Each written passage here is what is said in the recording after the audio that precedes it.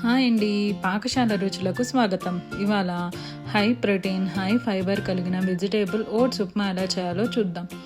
ముందుగా stove on చేసి బాండీ పెట్టుకోండి. బాండీ వేడెక్కిన తర్వాత ఆయిల్ వేసుకోండి. ఆయిల్ వేడెక్కిన తర్వాత ఇందులోకి తాలింపు దినుసులు వేసుకోండి. కొద్దిగా పచ్చిపప్పు వేసుకోండి. రుచి కోసం వేరుశనగ పప్పు వేసుకోండి. 2 ఎండుమిరపకాయలు వేసుకొని వేయించుకోండి. ఇవి వేగిన తర్వాత పచ్చిమిరపకాయలు తొరుక్కున్నవి వేసుకోండి. పచ్చిమిరపకాయలు వేగిన తర్వాత ఒక చిన్న ఉల్లిపాయని తొరుక్కొని వేసుకోండి. తర్వాత ఉల్లిపాయ కూడా మగ్గిన తర్వాత ఇందులోకి సన్నగా తొరుక్కున్న చిన్న క్యారెట్ ముక్కల్ని వేసుకోండి. వాటితో పాటు కొన్ని బీన్స్ వేసుకోండి.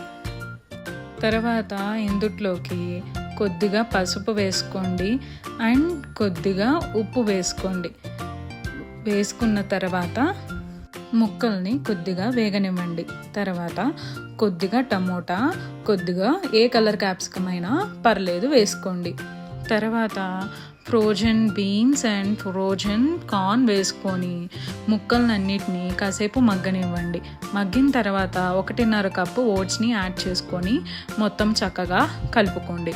కలుపుకున్న తర్వాత 1/2 కప్పు నీళ్లు పోసుకొని మూత పెట్టుకొని 3 నుంచి 4 నిమిషాల వరకు మగ్గనివ్వండి. తర్వాత మూత ఓపెన్ చేసి ఇంకొక 1/2 గ్లాసు వాటర్ పోసుకోండి. వాటర్ పోసుకొని మళ్ళీ మూత పెట్టుకొని ఒక 3 నుంచి 4 నిమిషాలు మగ్గనివ్వండి. మగ్గిన తర్వాత ఇప్పుడు ఇందులోకి 1 స్పూన్ ఉప్పు యాడ్ చేసుకోండి. తర్వాత ఇంకో 1/2 కప్పు వాటర్ యాడ్ చేసుకొని మంచిగా కలుపుకొని మూత పెట్టి ఇంకొకసారి మగ్గించండి. ఒకేసారి వాటర్ యాడ్ చేసేస్తే ముద్దగా అయిపోతాయి ఓట్స్. కాబట్టి చూసుకొని కొద్దిగా వాటర్ యాడ్ చేసుకొని మగ్గ పెడితే ఉప్మా మంచిగా పొడి పొడిగా వస్తుంది.